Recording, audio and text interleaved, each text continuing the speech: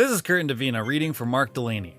As a lover of all things undead, I rank 2015's Dying Light in the upper tier of zombie sagas. It built on the RPG Light framework of Techland's previous effort, Dead Island, with better writing and the exciting new element of parkour.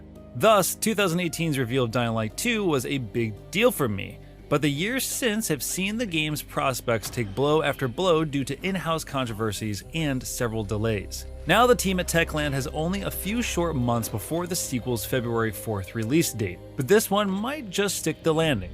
I was able to check out a portion of the game spanning 4 hours of hands-on time in 2 regions and across 2 platforms. And while I have questions still to answer on my own time, I'm left feeling fairly confident that this will be a better game than the great original, even as many of its new toys come from other open-world games. The build I played was about a month old and kicked off in the game's opening region of Old Villador. This was, as the lead game designer explained it, a tamer region meant to allow players to get grips to the game's melee combat and parkour moves, and come to understand how to manage crowds of infected and survivors alike.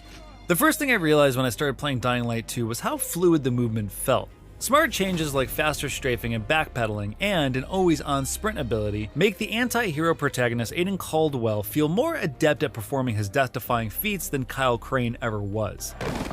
He's lighter on his feet, and animations are smoother, even from the get-go, and despite me seeing some really tantalizing skills not yet unlocked during my play sessions. I especially loved how quickly I was able to intuit whether or not I could make any particular jump. The mechanics are improved across the board and give the controls a faster, more reliable feeling in my hands. The original Dying Light felt great in 2015, and for the most part, still did when I went back to it to refresh my memory a few weeks ago. Now, I'm ready for what's new. The environments feel like they have many more opportunities for creative parkouring, more ledges to climb the sides of buildings like its first-person Assassin's Creed, more ways to scale the world like ropes to swing on and winches to fling you upward, and better spaced objects that promise leaping before looking isn't always going to be fatal like it was before. The lead game designer told me that parkour was the thing that Techland thought it could bring to the crowded zombie genre, even beyond games. The freedom of movement is what set Crane's story apart from not just DayZ or Left 4 Dead, but also things like Max Brooks' World War Z book or Romero's Dawn of the Dead. In Dying Light 2, the signature element seems to be markedly better. While parkour feels like a strength being made stronger, the first game's story wasn't as impressive, so there's arguably even more room for Dying Light 2 to grow there.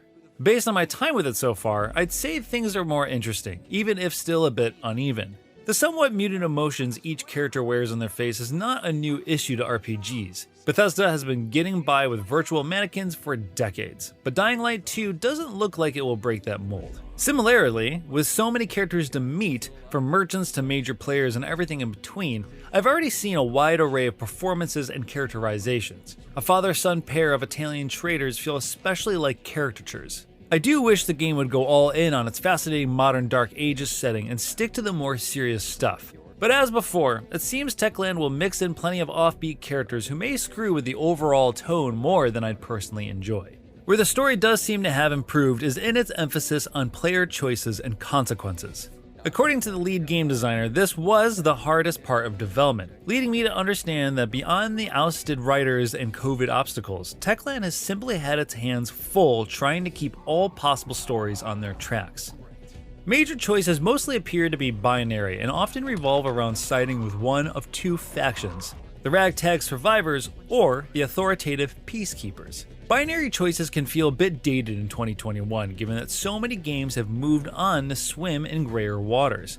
But even if the system isn't revolutionary, it does seem to improve this particular series. It never allowed for this type of player agency before, save for a dramatic final scene. Each decision, I was told, changes a great deal of what players can see in the game from that point on. Some characters will simply cease to exist and close off narrative branches for players.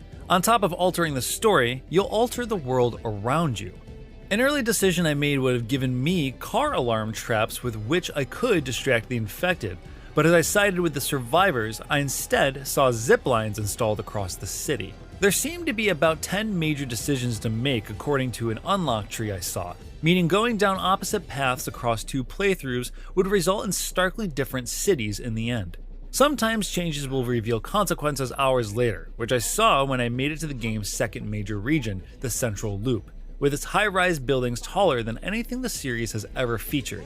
As my last mission demanded I scurried across an open area quickly, I relied on my newly installed zip lines to beat the enemies to their would-be explosive finale. Had I sided with the Peacekeepers earlier, I'd not have been stranded, but my particular solution wouldn't have worked, and I would have had to find another way across the Devil's Playground. The zip lines felt like the right call in that moment, but of course, if the concept fulfills its promise, there will be times in the game where I'll wish I had those car alarm traps instead. Along with these major inflection points, Dying Light 2 rounds out its story with more dialogue options, so even side missions and briefer interactions can change your course in some ways. It's not just about the major story beats. Things like an awesome glider that can open on demand, many more enemy types, especially among the zombies, and ample distractions via multicolored mini-map markers signal that this is a game built on its own sturdy foundation, but with many of the tools of open-world predecessors. Dying Light didn't have a ton to do beyond the critical path, and though sandbox players have seen its new toys before, I can say as a fan of the series that I'm glad to see the sequel's world is filled in a lot more. Dying Light 2 feels familiar, but not in a bad way.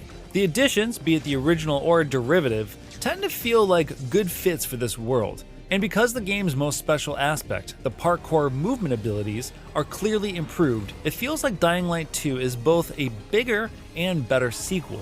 Blatantly inspired by juggernauts such as The Witcher, Zelda, and Assassin's Creed in different parts, Dying Light 2 still feels like it will manage to leave its mark on the sandbox formula.